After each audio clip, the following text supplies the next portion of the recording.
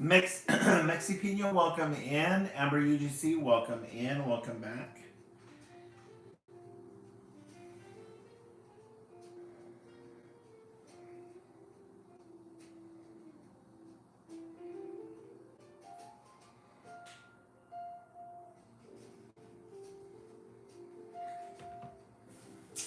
Welcome in, everyone. We will begin in a couple of minutes. 10 minutes after the hour, or 20 people in the room. Welcome in, everyone.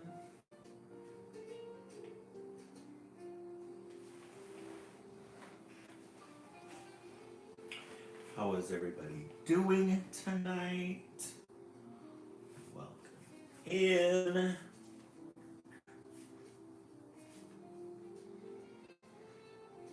Tanya, welcome in. Tanya, how is work going? How's the family?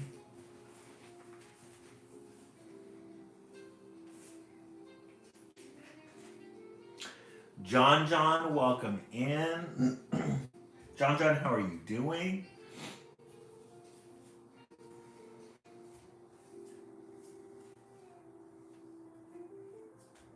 We'll begin in a couple of minutes now. I know we're good. Oh, good. Family great. Okay. Morgan, welcome in. Welcome back. No, John, just coffee. Brianna, welcome in. Welcome back. Brianna, I haven't seen you in a while. John, how's everything in Vermont? Are you getting snow over there? What's going on? Oh, in 2 days? Oh, that's exciting. So you're going to start for the spring. How many classes are you taking? Calling in 2 days. That is exciting.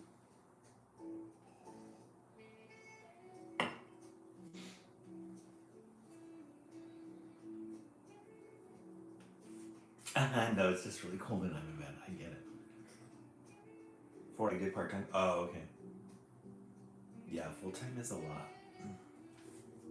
What classes are you taking? Everyone is sleeping and I'm cleaning and drinking. I love it, Tanya. Georgia Peach, welcome in. Welcome in, everyone. We'll start 10 minutes after the hour. Hope everybody's doing good. Oh, John, you start this week? What classes are you taking?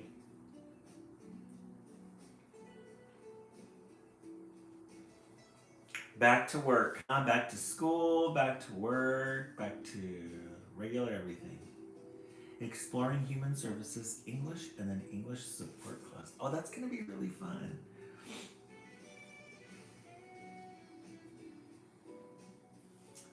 That's going to be a lot of fun.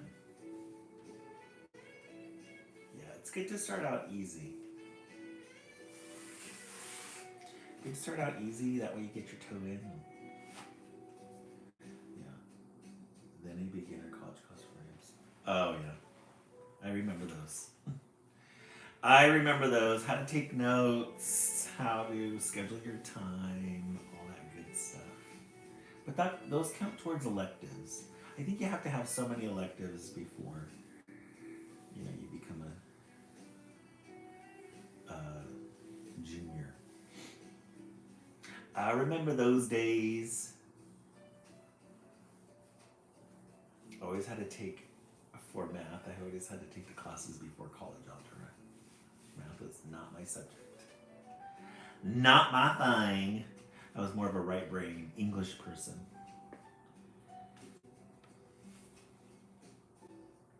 We'll begin in a couple of minutes, everyone. I'm just waiting for the 10 minutes after the hour, or 20 people in the room. How is everybody doing tonight? We had a lot of East Coasters earlier, the East Coast feed, who are going through snowstorms. Medical terminology, health, and aging measurement and evaluation. Ooh, that sounds really interesting, John. Tiffany, welcome in. Welcome into those of you on YouTube. If you are new to my channel, I am a children's literature author, and we spend the hour going over children's literature. Please join my page. I want to get to 500 viewers on YouTube. Sub for sub. Oh, thank you so much, Tiffany. I got them off of Amazon. Mindy, welcome in.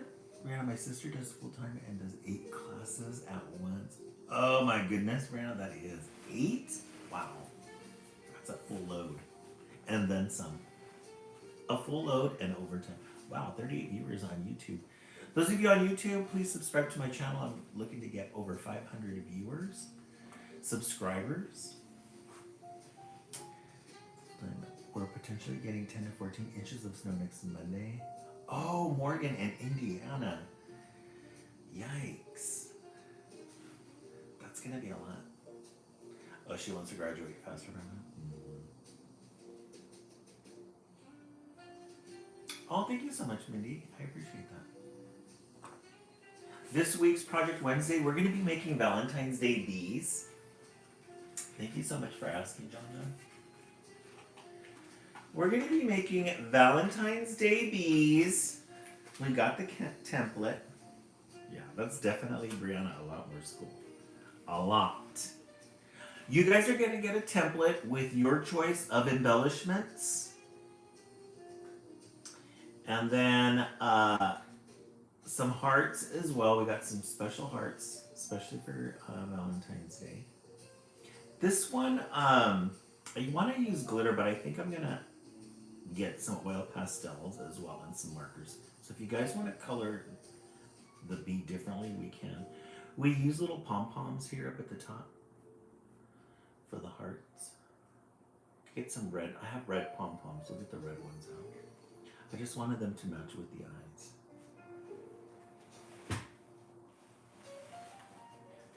John, I think that winter is going to last a little bit longer this year because we haven't hardly had any winter. Oh, thank you so much, Morgan. I appreciate that. I think the groundhog will see it soon. Yeah, we haven't had that much of a winter here, so I wouldn't doubt it if winter's a little bit longer.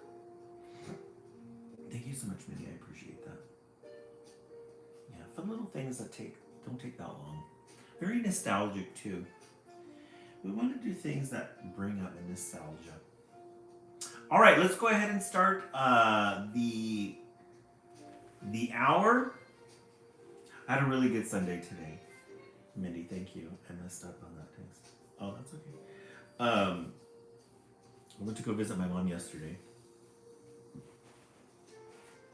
You need 60 credits? Oh, okay. To graduate. And then just pretty much lounged around this weekend. Tomorrow we have off because it's Martin Luther King's birthday. Martin Luther King Day. So we have tomorrow off. Nice. Extra day off. Okay, a couple of things. Oh, I know what I wanted to tell you guys. So, by the end of this, I would say by the end of January, I should be getting the final pictures, colored and everything of Joe E. King and the Fragile Figurine, which is my first children's literature book. Should be getting that completed by the end of January.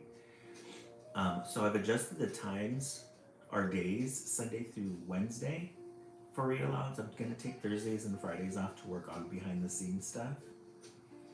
A couple of things that I've been working on. Some of you have already seen the stickers that I've been working on for Joe E. King, like the official logo for the book. And then I'm going to bring something really quick on to show you guys.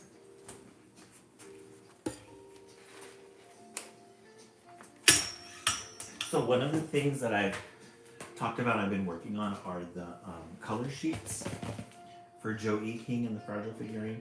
I made some stickers of the state that the pictures come from. So this one came from California. This is a mentor of Joe E. King. So these adult color sheets are available to adults. If you go on my TikTok page, I'll show you guys in a minute. But if you guys can, if you guys can download these Download one. You don't have to do all of them. Fill out the prompt and then color it, and then take a picture of it, send it as a PDF so that I can hang it on my wall in the background here. But let me show you some of the other ones.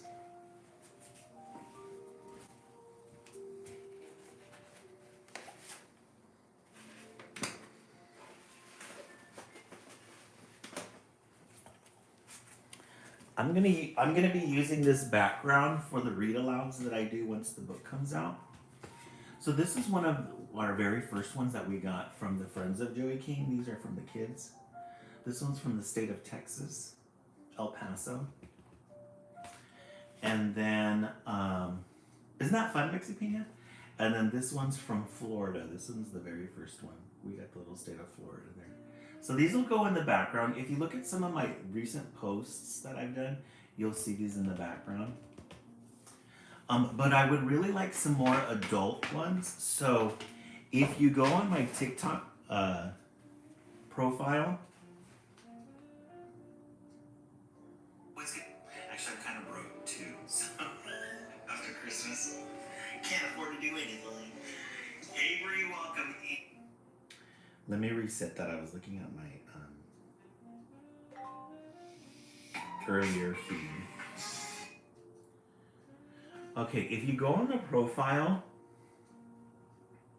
and you click up here where it says Linktree, you click that, it'll take you to my Linktree, and then this top thing right here that says Friends of Joey King color pages, you click that, and it'll take you to the Mentors of Joey King.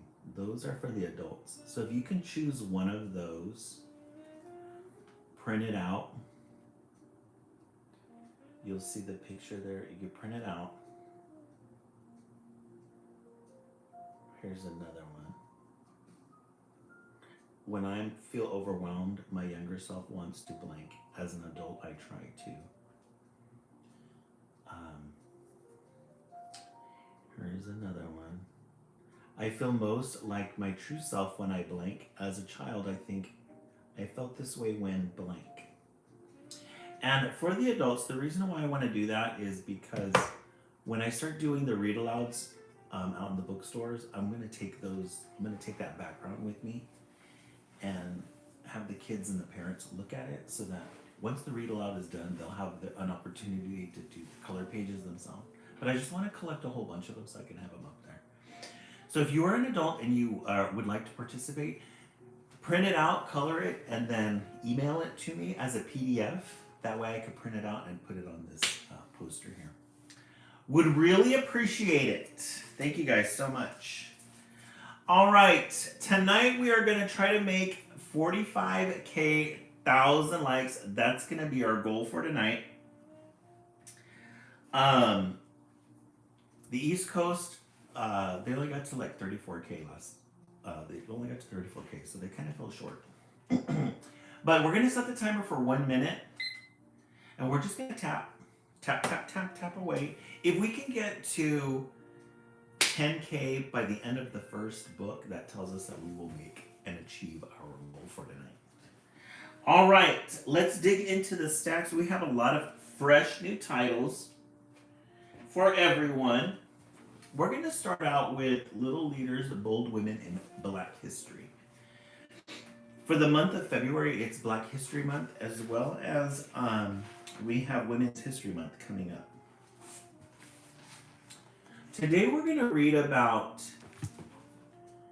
Alma Woodsey Thomas, teacher and painter from 1891 to 1978.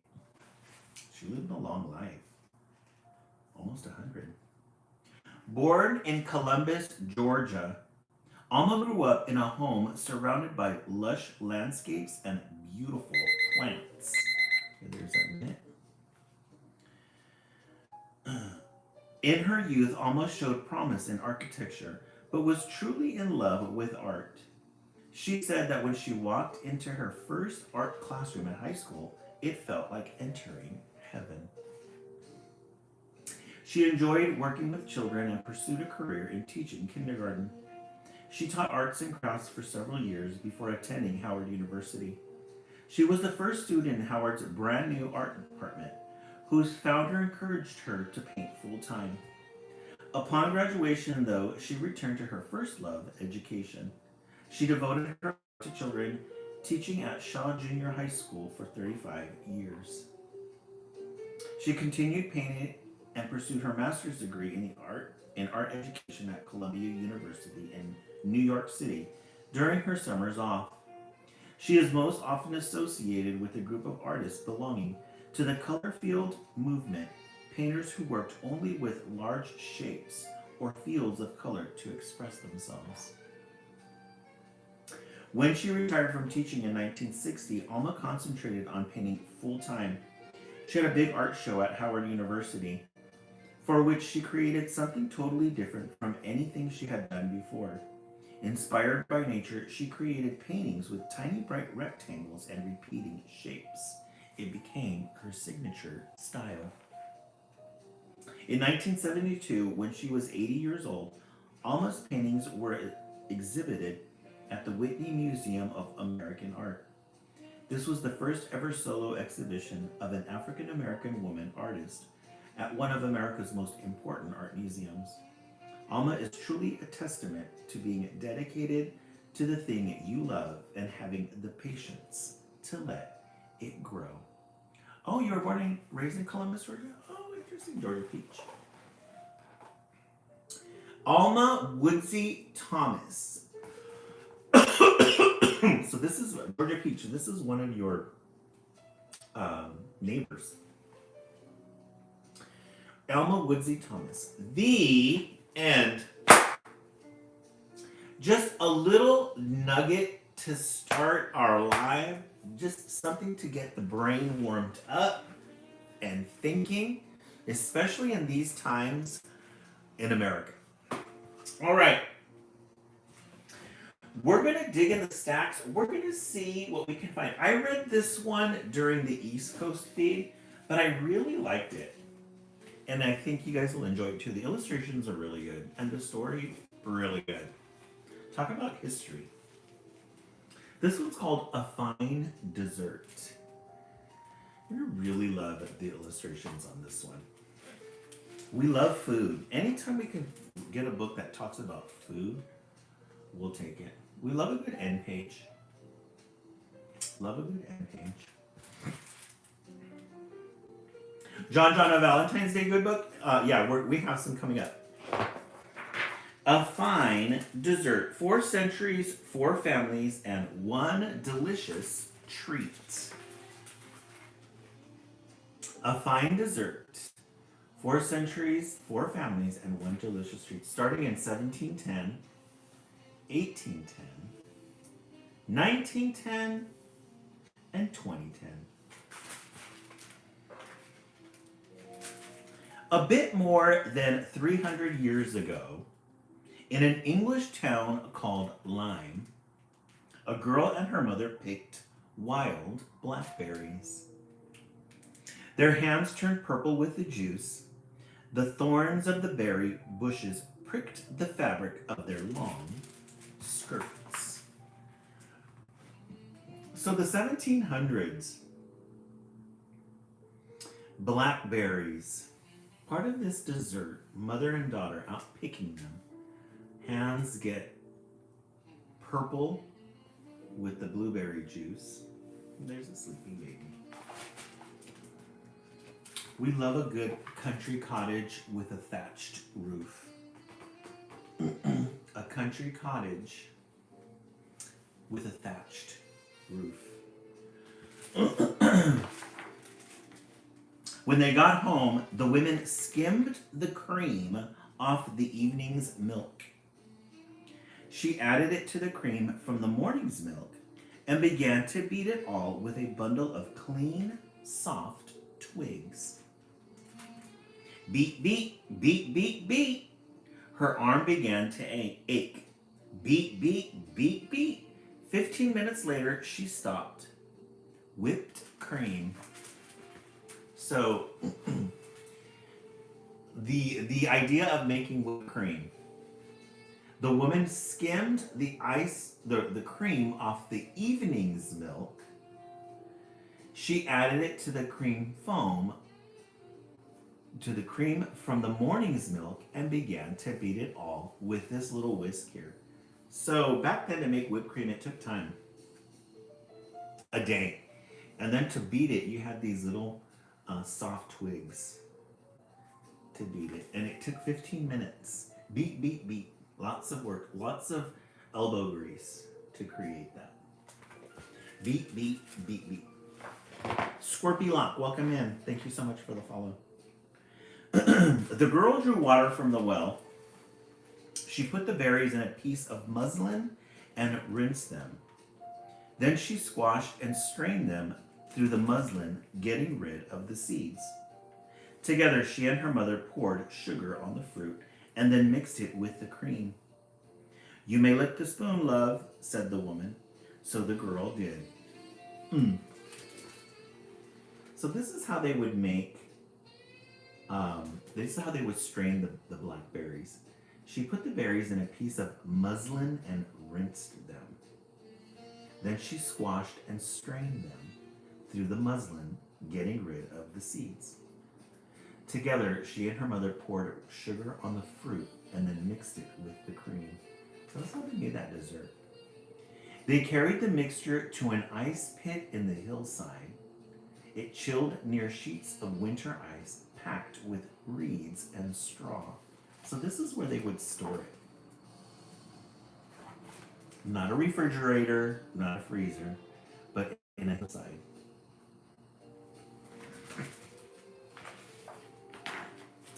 After the family supper, cold chicken, mushroom ketchup, and meat pie, they spooned the blackberry fool into blue dishes and served it to father and the older brothers. Even the baby had some. Mmm. Later in the kitchen, the girl licked the bowl clean. What a fine dessert. So this is how it would look like this is how it would look like when they serve the dessert. You've got this little family, traditional, Victorian almost. They've got this big roaring fireplace in the background here. We love a good red light in the back. Some dishes on the mantle. The family serving, very traditional. Boys are eating. The women are serving. And then the little girl at the end, she wants to lick that bowl clean. She just loves that cream. A bit more than 200 years ago, outside a city called Charleston, South Carolina, a girl and her mother picked blackberries from the plantation garden. Now we move up 100 years, and we're looking at how the slaves used to take care of and feed the plantation owners. So we got some blackberries there. A horse-drawn wagon delivered cream from a nearby dairy. The girl beat the cream with a metal whisk made by the local blacksmith. Beat, beat, beat, beat. Her arm began to ache. Beat, beat. 10 minutes later, whipped cream. So 100 years later, the technology improved. So they had those twigs that they would tie together and use it as a whipper. But now they got these metal whisks made by the local blacksmith, and they would have their cream delivered. So instead of milking the cow, the cream was already made, it was delivered. And instead of 15 minutes, it took 10 minutes with this whisk. The girl washed the berries in water from the well. Then she smashed them through a tin sieve with the back of a spoon, getting rid of the seeds. Together, she and her mother poured sugar on the fruit and then mixed it with the cream. You may lick the spoon, child, the woman said. So the girl did. So they mix it together. Same thing in a little sieve. Get the seeds out. They carried the mixture to a wooden box in the basement. It was stacked with blocks of ice, lined with lead and insulated with cork. They put the bowl in. So, a little bit further down, 100 years later, instead of putting it in the earth, they put it in this basement here, in this little box, this little crate.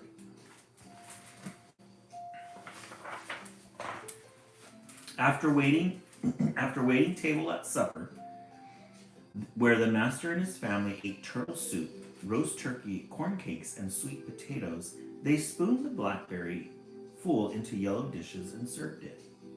Later, the girl and her mother hid in the closet and licked the bowl clean. Mm-mm-mm. So these are the plantation owners. They made the food for the plantation owners and fed it to the families.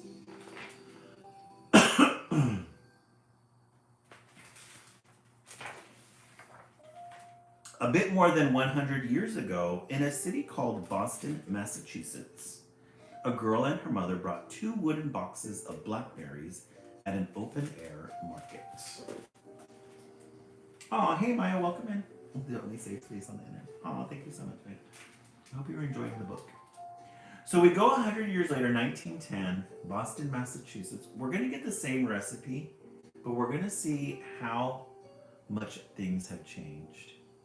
So they're going to an open-air market. Now they're getting all of the materials. Instead of getting the food themselves, picking it, growing it, now they're just simply going to the market and getting these items already made. Again, illustrations, gorgeous. Isn't that pretty?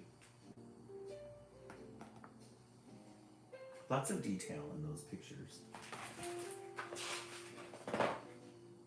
When they got home, their morning delivery of pasteurized cream was waiting at the door in pretty glass bottles. So the cream is already made, it gets delivered. Not just delivered in any container, but a very pretty container.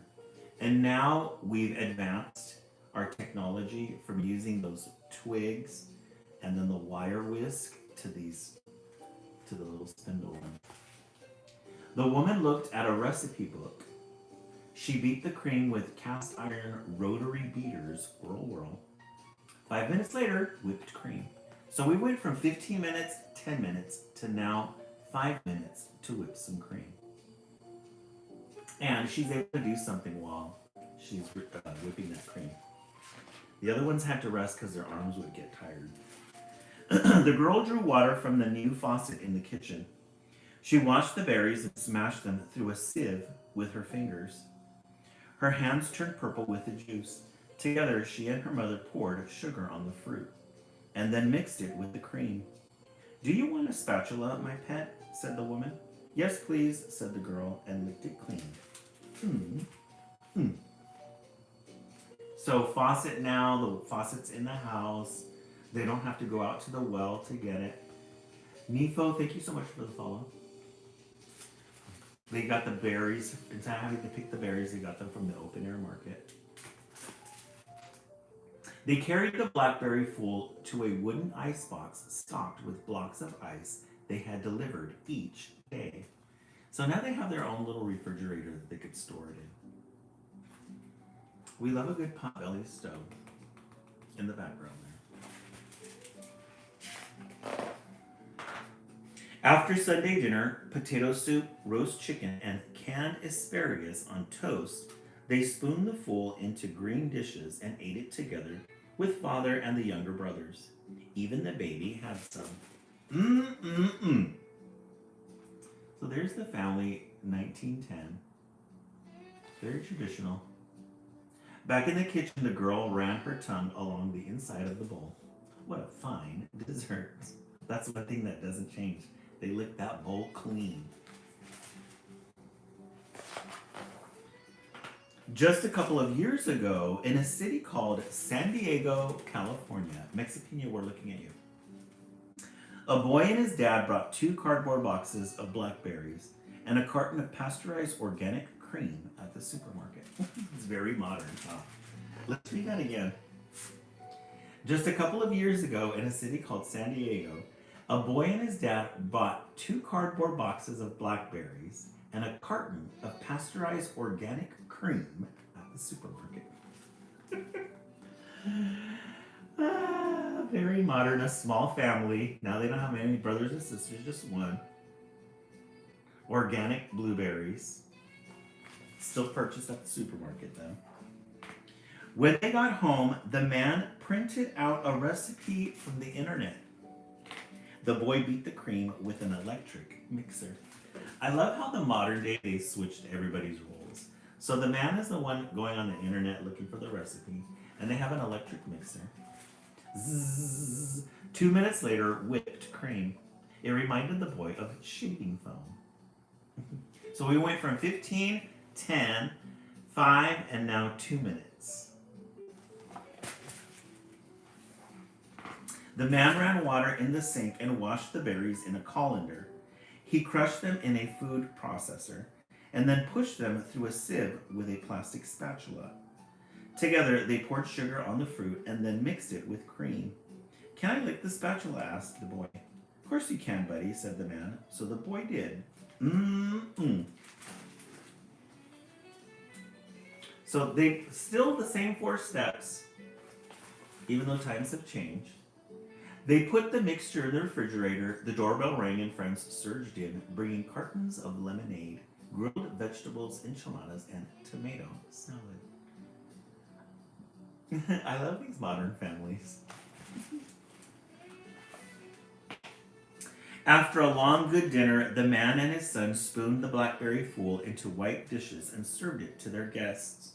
Everyone gobbled it up, especially the babies. After the guests went home, the boy stood in the messy kitchen, licking the inside of the bowl. What a fine dessert.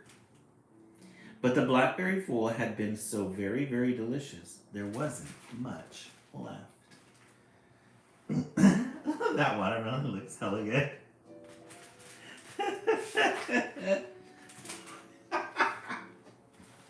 John, that watermelon, yeah, it's probably really good. Especially if you eat it with a spoon.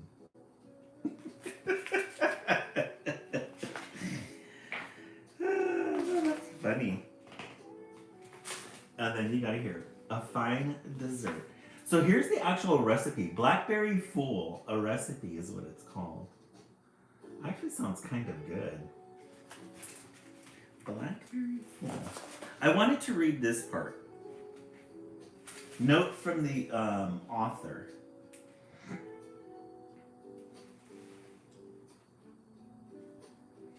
It says, this story includes characters who are slaves, even though there is by no means, space to explore the topic of slavery fully. I wanted to represent American life in 1810 without ignoring that part of our history. I wrote about people finding joy in craftsmanship and dessert, even with lives of great hardship and injustice, because finding that joy shows something powerful about the human spirit. Slavery is a difficult truth. At the end of the book, children can see a hopeful, inclusive community. A less painful but still important topic is the history of women and girls in the kitchen and the feminization of domestic work. It would have been unlikely before the end of the 20th century to see a father and son making dessert, as they do at the end of this story. It says children may easily recognize the changes in food preparation technology, but with encouragement, we'll also notice other changes that happen with time. Guys, this book has everything. Good illustrations, food, history, context. You can't get any... See, this is why we read children's literature. Sometimes we can get a book, we read it, and then we move on. Something like this. Domesticated roles. Men and women over the centuries, hard topics, all in one book, A Fine Dessert, and all about food and dessert especially. You can't get any better than this. All right, let's see what you guys have read so far. We started with Little Leaders, Bold Women in Black History. And then we just finished A Fine Dessert. Definitely this one. Definitely this one. Give this one a 10. All right, in the comment section, let's see what everybody's thinking. We're going to set the timer for 1 minute. Our goal tonight is going to be 45K. You guys have far exceeded the first goal. We're at 14K. You guys are doing an amazing job. Mixie Pina 10. Let's see what everybody else is thinking in the comments section. Set that timer while we tap, tap, tap. 10 for you, John John. When was that one? This one was published in 2015. So 10 years ago. Definitely gonna get this one for my own library. Amber, UGC a 10? I agree. I agree. Okay, let's look back in the stacks and see what we can find.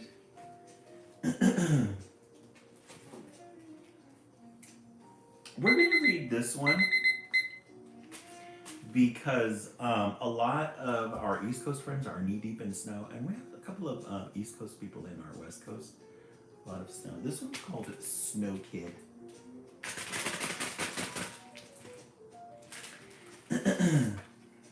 This one might be a Christmas leftover. Let me see when it was published. Because we love a good new book.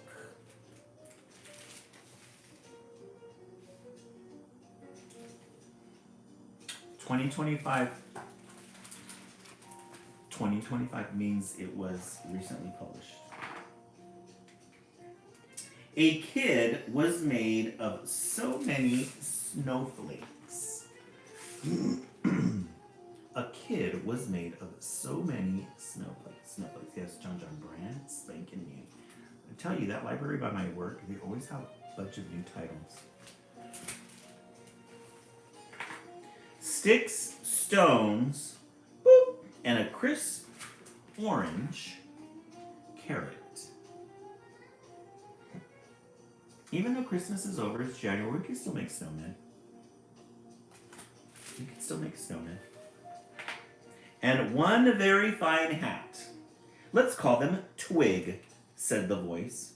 Twig liked the sound of that. So the kids got together, they built this little snowman, and they decided to call him Twig.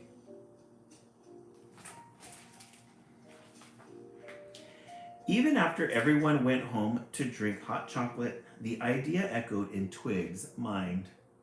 I am Twig, thought the Snow Kid. It sounded like a good thing to be. Twig would have been content standing there, frozen and silent, if it wasn't for a frigid breeze that whistled past, taking something important with it. So all the kids, after they had the fun of building Twig, they left him alone there.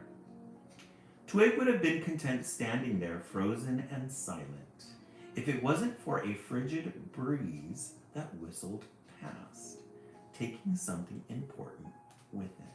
Look at those colors, reds or pinks and purples and whites. My hat, Twig cried. The Snow Kid had never made a sound before. It made them wonder what else they could do. So there's that wind that got picked up, took his hat. We love a good red cardinal during the holidays. The Snow Kid had never made a sound before. It was the first time.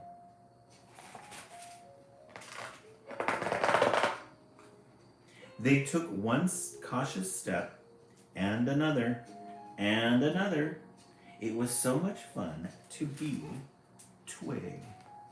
And notice that they're not using a he or she pronoun, they're using a they pronoun. Many.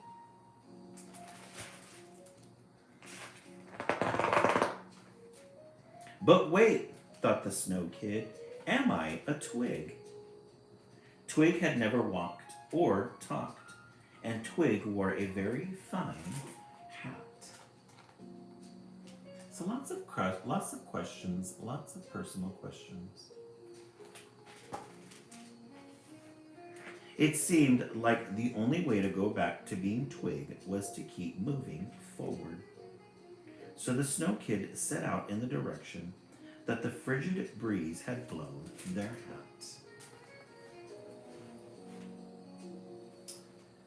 I love these illustrations, and I love the colors that they use. Just a very permanent color tone. In their rush, they stumbled, they rolled and rolled and rolled, picking up snow as they went. So he's going to go set off looking for his hat. He takes a tumble, comes apart. There's the cardinal following him everywhere. The Snow Kid was amazed at how their body had grown. They were made of many more snowflakes now. So after tumbling, he had collected some snow. He became even bigger. There he is making some snow angels along with the cardinal. Jake Daniels, isn't it pretty? And each one was so beautiful and unique. Do all of them make me Twig? They wondered. But wait, thought the Snow Kid, I am Twig. Or am I Twig? Twig had never walked or talked or grown, and Twig wore a very fine hat. It seemed like the only way to go back to being Twig was to keep moving forward. So the Snow Kid continued in the direction that the frigid breeze had blown. There's Twig. He's gotten bigger. He's changed a little. Am I Twig? Twig had never walked or talked or grown, and Twig wore a very fine hat. So as he's looking for his hat that blew off, he's changing. Eventually they came to a frozen river. They shuffled and slipped, sending their nose sliding and spinning. The Snow Kid scrambled to the other side. So on his journey to go find the hat, he crosses this frozen lake, falls, and then his nose falls off. Something of a new experience for Twig. Just in time to see it disappear. Oh dear, said the deer. Was that yours? Ah. So the deer found it, ate it, and there's Twig. And he goes, oh dear, was that yours? Bert. The deer knew just where to find a replacement. They tried one and another until they found one that made Twig feel more like Twig. So I think the deer felt bad, so he's going to go help him find a nose replacement. So they find a saw, they go into a little barn there, they put a saw on his nose, they put a trumpet, and then they find what looks like an icicle. He felt a little bit more comfortable with that one. It made him feel like Twig. But wait, thought the Snow Kid, am I Twig? Twig had never walked or talked or grown or changed, and Twig wore a very fine hat. The Snow Kid kept getting further and further from the twig that was frozen and silent. Very interesting book about growth and change. Deep. So Twig had never walked or talked or grown or changed, and Twig wore a very fine hat. The Snow Kid kept getting further and further from the twig that was frozen and silent. So he started frozen and silent, and then he journeyed forward to go look for his hat. And as he's moving forward, he keeps changing, getting further and further away from the twig that was frozen and silent. It seemed as if there was no going back. So he left. Even though his nose had changed, he exited the door. So they continued moving forward in the direction that the frigid breeze had blown. So he's going to continue on his journey, and you get this gorgeous page. It doesn't really look like a lot, but it's very interesting how it's progressing forward. Get this gorgeous page of this snowstorm, and there's Twig lost in the great big nothingness.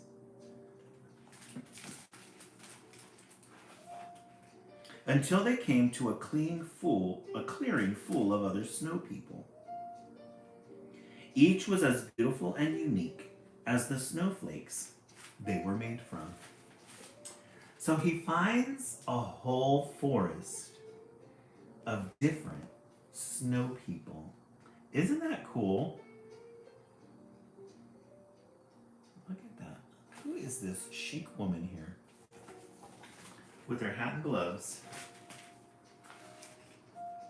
They were walking and talking, rolling and sliding, growing and changing. They made it look like so much fun. The Snow Kid would have continued marveling at all the different ways there were to be a snow person if something important hadn't caught their eye.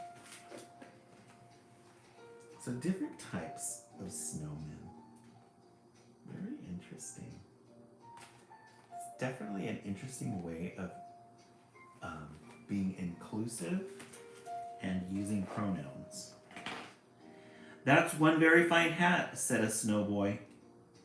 It was a very fine hat. Oh, so he found his hat at the end of his journey.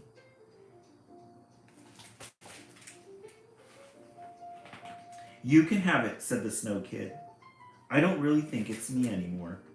Wow, replied the snowboy. Who are you then? I am Twig, said Twig. So I'm wondering if this stripping of the Frosty the Snowman traditional idea, giving away the hat. His nose is different. He's got twigs. And then he gives away the hat and says, wow, who are you then? I am Twig, said Twig. Even after they parted ways, the idea echoed in Twig's mind. I am Twig. I am Twig. I am Twig. So as he's saying it, he's adding all these different aspects, all these different personality ideas. It felt like a good thing to be becoming. Aww! He shed all his former self and he's going to be a new person. The end. For anyone who has ever lost their hat, literally or metaphorically. Snow Kid.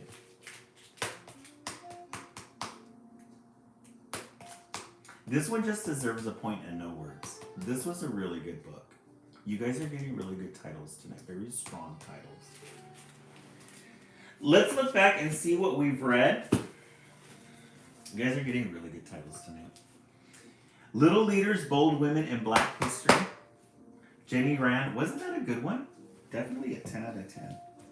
Then we read A Fine Dessert. This one was really good too, about dessert, about blueberry dessert throughout the years. And then Snow Kid. Definitely, I'm going to go with 2 and 3. I think these are very, very, very important topics. Again, we all often think of children's literature as like, it's for kids. No. Mm-mm. Good nuggets of information. Good nuggets of information. All right, let's go ahead and set the timer for 10 minutes or 1 minute. We're going to set the timer for 1 minute. Let's tap away. We fell a little bit behind 17K. We should be at about 20K right now. Our goal for 45,000K by the end of the live. We should be about 24K right now. So we need to step it up a little. Jenny Rand, yeah, both were really good. John 2 and 3. Let's tap away. That way we can reach our goal. The reason why we want to do that is the tapping gets our live out to the For You page. It just brings in more people. All right, let's look back into the stacks. Let's see what we can find. I know we have a lot more good books. We're going to read this one because we're on a food kick right now. A food kick, culture, and identity. This one's called Curry Means More. Anytime you can get a book about food and culture, definitely gonna be a winner. We love a good end page, a yellow. I think this one's a new one as well. How many of you guys eat Indian food? I love Indian food. Give me a good samosa and yeah, 2025. This was published this year too. Yes, John John, chicken curry, really good. I already want curry tomorrow. Right? Yes. Garlic naan forever. Wildfield, I love garlic naan. Garlic naan with a good curry dipped in it. So good. Cannot go wrong with a good curry. Garlic naan forever. I know, I could just live off garlic naan. Shernan loved curry. Whenever Amma cooked curry, the scent would linger long after Shernan left home, following her around like musical notes, sweet and nutty, spicy and tangy. Shernan loved to float on its fragrant aroma. So here's Shernan. She is coming off a curry high, following that smell. Her friend Charlotte wondered about the spicy smells. It's curry, Shernan explained. But when Charlotte asked her what curry was, Shernan wasn't sure. She had tried many curries, and they were all so different. What was curry? So yes, different cultures have different types of curries. They've got sweet curry, let's see, crab curry, chicken curry, fishy curry, okra curry, beetroot curry, all different cashew curry. Shernan decided to ask Amma. Amma heated ghee in the pan. Curry is many things, Amma said. Come closer, I will show you. So she brings her little friend into the kitchen, and there's Amma. I guess that's the mom, cooking curry, and she's going to show her what it is.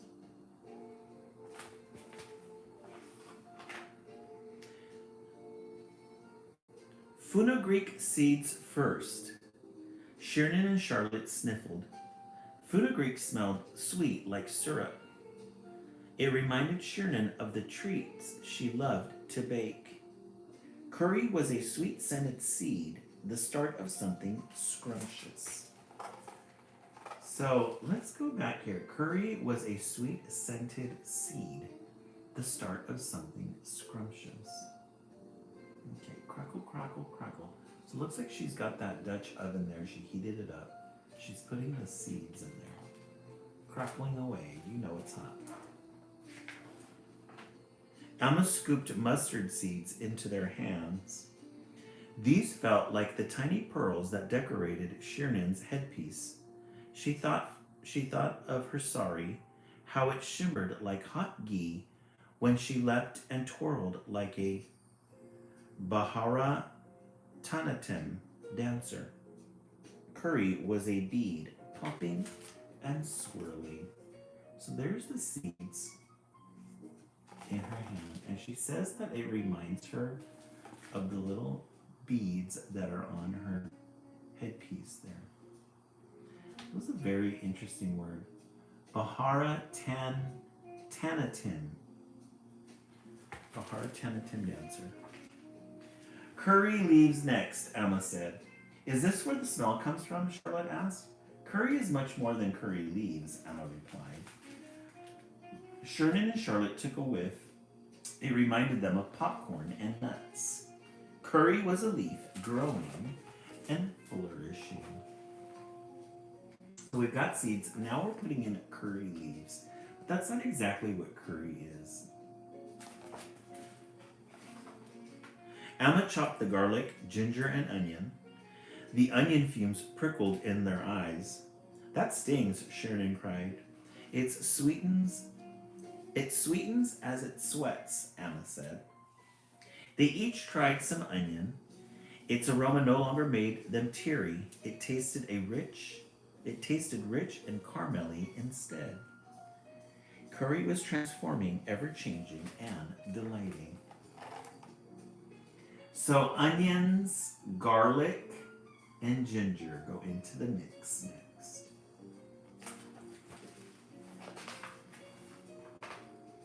Alma measured ingredients with her heart and hand. A pinch, a sprinkle, a scoop, a dollop. Colors rained, drizzled, and poured. Golden turmeric and burnt orange curry powder. Citrusy coriander and nutty cumin. Licorice scented fennel and a shock of red paprika. A dash of salt, then pepper. The pot hissed. Putting all those ingredients together. Sheridan was mesmerized. When she and Emma prepared dessert, they measured each ingredient precisely. This was different. Curry was art, vibrant and magical. Could Sheridan be an artist, too? Look at those gorgeous illustrations, though. That hot yellow and oranges. Fiery. Emma tossed in the final ingredients. Bubble, bubble, bubble. The smell of curry warmed the air, and memories began to blossom in Sheridan's heart. After school dinners, birthdays, festivals, curry was familiar, warm, and comforting. So there they are, all celebratory with the family.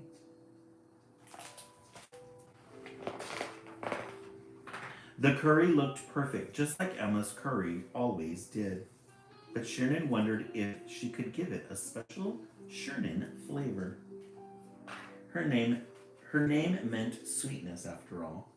Thinking of her favorite baking ingredient, she asked quietly, "Can we add some brown sugar?" You know that chicken is really good in there. That chicken curry. A wonderful idea, Emma explained. Curry was a creation, open to invention. That's going to be some bomb curry. Emma served Sheridan and Charlotte, then dug in with their hands. Curry tasted like roaring lions with the sweet melodies of songbirds. Like the warm kiss of dewdrops on the faces of wildflowers, each and every mouthful a whisper of love. Such good illustrations, bold colors, reds, yellows, oranges.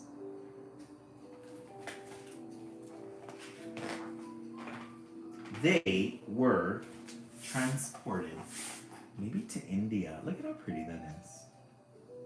Look at that sunset. Gorgeous. There they were, transported. Sheridan loved curry, and curry was many things. It was art and dancing. It was love and memories. It was family and friendship. It was today and tomorrow. I love that. They're all sharing in the tradition. Curry was more, and Sheridan wanted more. We could see her very traditional symbols.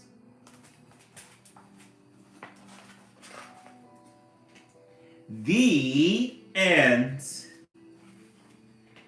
It's got a lot of, it says, what is curry? And then it gives you all the different ingredients of what they are. Sheridan's chicken curry recipe. I'll make curry one of these days. Curry means more. Definitely a good book. Definitely a good book. You guys are getting really strong titles tonight.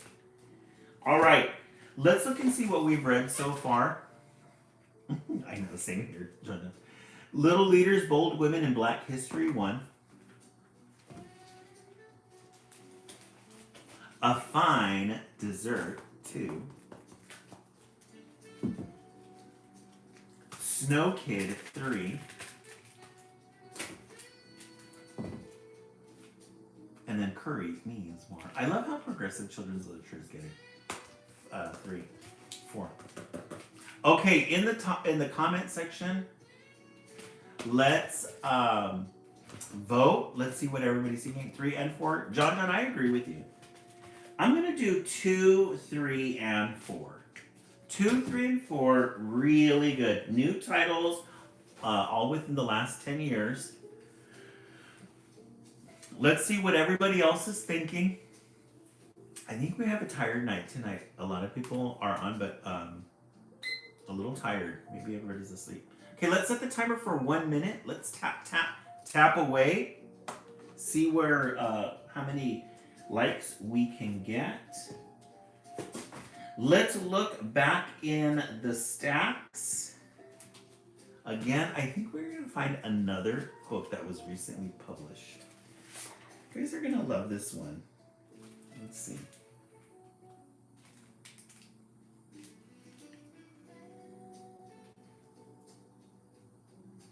The copyright's covered up, but this one looks like a new one. This one is called... Oh, you want a Valentine's Day book, John? Okay. Let's read this one, and then I'll do a real short one after this. Layla and the Voice. I thought this was a really good one because look at that cover. Layla and the Voice. And then you can't go wrong with an end page like that. Look at that gorgeous red. Isn't that beautiful? It was morning when the mad cloud came.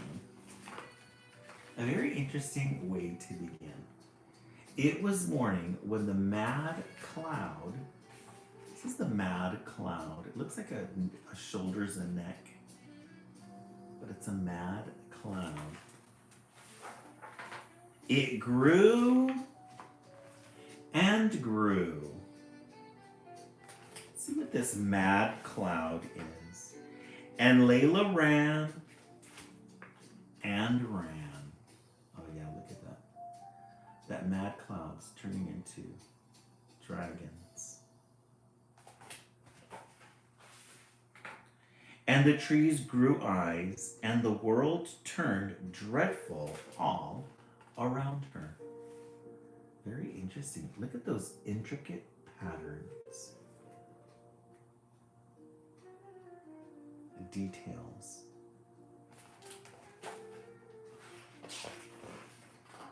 Lost and alone, Layla walked deeper into the hollow. Down and down she went until she heard a voice. I love these colors and I love these illustrations.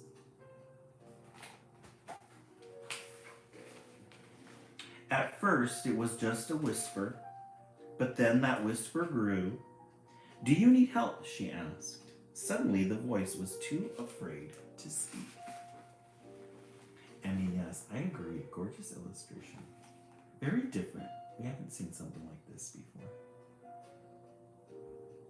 So here's the whisper that grew. Suddenly, the voice was too afraid to speak.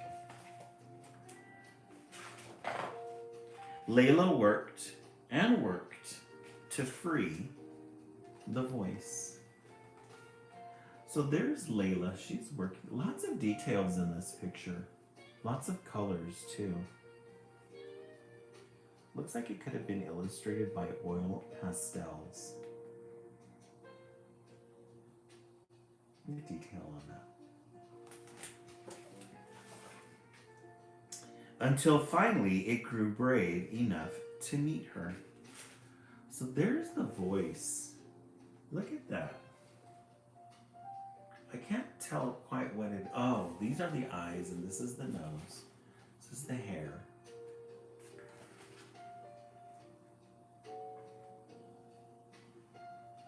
They are, right, Emmy? They're so pretty. And they sat in the moonlight and spoke of many things. Then Layla told the voice about the mad cloud, and the voice listened.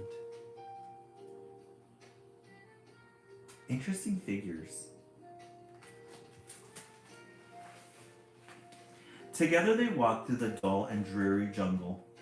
What if it rains? Said the voice. Then I will make us a shelter for the night. And what if we get lost? So she's going to take a journey with the voice.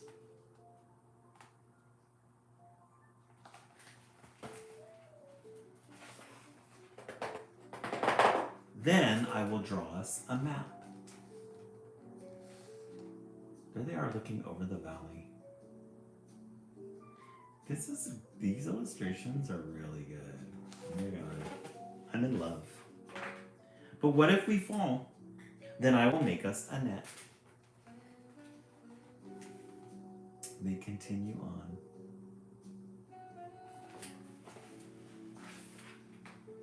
And when the mad cloud roared, Lila said, "Do not be afraid." And she turned the voice into a sea serpent to battle the storm. So there's the voice. And then look at those dragons or snakes. Snake dragons. And when the mad cloud grew branches, Layla gave the voice wings to soar into the sky. But the mad cloud would not give up. It curled and coiled, and Layla fell. I want to know what this cloud is. She fell and fell. Lost and alone, Layla was too scared to speak. But the voice was strong now. When it found Layla, it wrapped its fearsome form around her and said,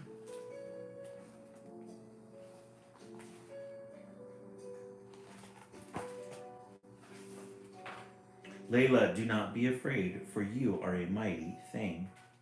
And Layla listened. Look at that symbolism there.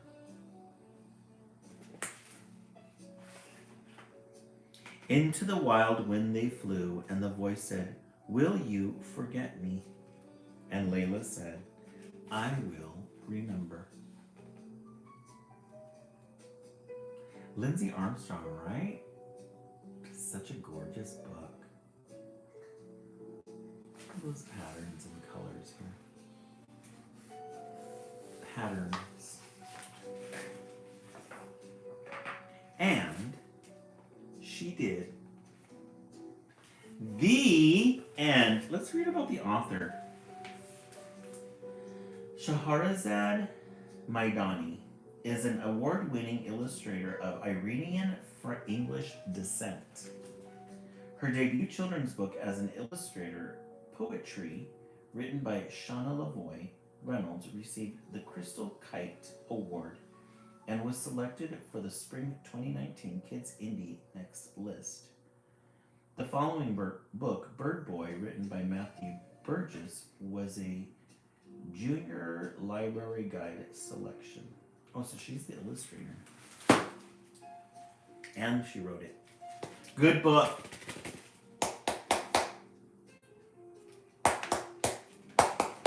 Good book. All right, let's review what we've read. And because it is Valentine's Day, we didn't get a chance to read a Valentine's Day, so we will read an extra book tonight. It's going to be a little short one, though. We started with Little Leaders, Bold Women in Black History. A Fine Dessert. You guys got really good titles tonight. Snow Kid. Curry Means More. And Layla and the Voice. I'm going to say all of them. John John 2 and 3. Your vote didn't shift, John John. 2 and 3.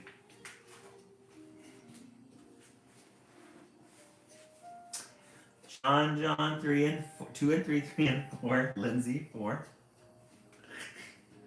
All right, our last book of the night, short but sweet. Valentine's Day.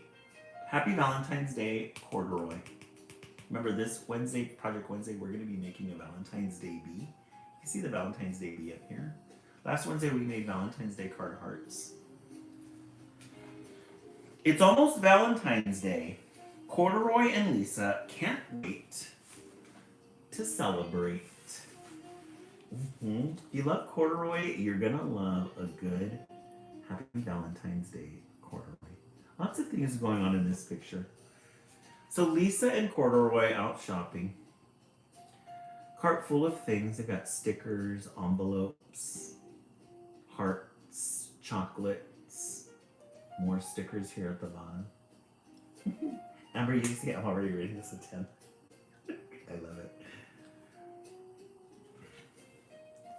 Corduroy helps Lisa make cards for their friends. Everyone loves glitter hearts and stickers. You got that right. Us included. So they got their supplies. They're going to be making some Valentine's Day cards. They got all their little things here. Cut out hearts, stickers, strings, ribbon. All the essentials. Scissors, glue. Corduroy and Lisa bake heart-shaped cookies. That's a lot of sprinkles, Corduroy. So get those sugar cookies with that thick, sugary frosting. The best. I don't care what anybody says. The cards and cookies make perfect holiday gifts. They can't wait to share them with friends. We got cookies, bags, lots of treats. At last, it's Valentine's Day. Corduroy and Lisa enjoy crafts and treats. The pink cupcakes are their favorites. It's time to celebrate with all the things that they've made. Together, they read a special story about friendship and love. Happy Valentine's Day, Corduroy. The end. Happy Valentine's Day, Corduroy. A good way to end the Sunday night Scaries live. All right, everyone, have yourselves a good night. Thank you guys so much for the 26,000 likes. We fell short of our goal. We were supposed to do 45K. We made half. That's all right. It's Sunday night. A lot of you are going back to school. A lot of you are going back to work. John, I hope you have a really good first day of school.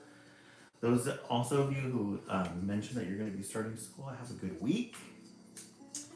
Tomorrow is the beginning of the week. Everyone have a good night, and we will see you tomorrow. Have a good night, everyone.